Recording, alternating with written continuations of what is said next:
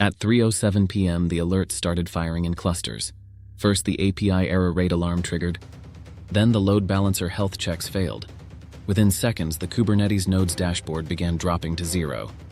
Slack filled with messages faster than anyone could read them. Someone posted a screenshot of the AWS console.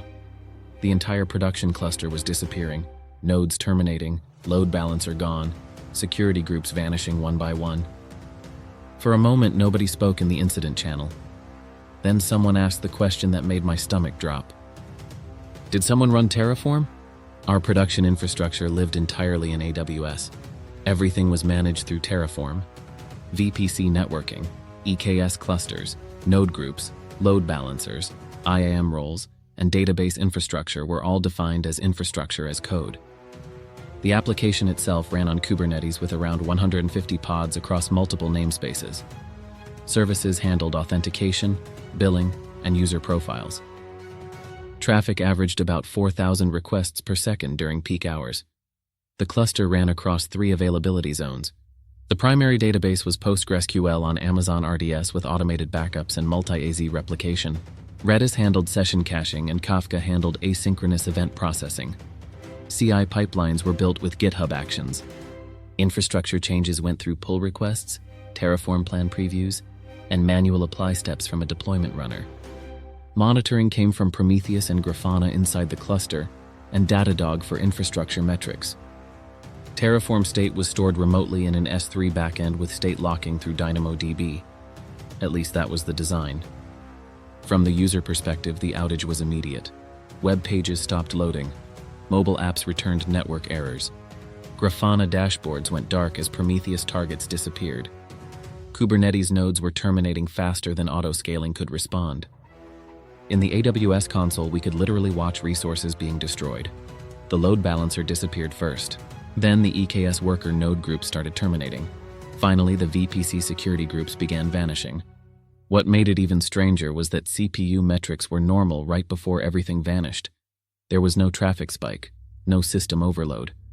Infrastructure was being removed deliberately, but no one in the incident channel admitted triggering anything. The first hypothesis was compromised credentials. If someone had access to AWS, they could theoretically delete resources directly. CloudTrail logs showed API calls originating from our CI runner role, specifically Terraform API calls. That narrowed the search immediately. Someone had triggered a Terraform apply, but the change history in Git showed no destructive changes. The last commit was a harmless update to autoscaling limits. We pulled the Terraform state file history from the S3 backend. The state had changed minutes earlier. Then we looked at the CI pipeline logs. An engineer had triggered a manual Terraform apply job. The Terraform plan preview looked harmless, only 2 parameters changing. But the apply logs told a different story. Terraform was planning to destroy and recreate multiple resources, including the EKS node group and load balancer. The engineer never saw that part of the plan.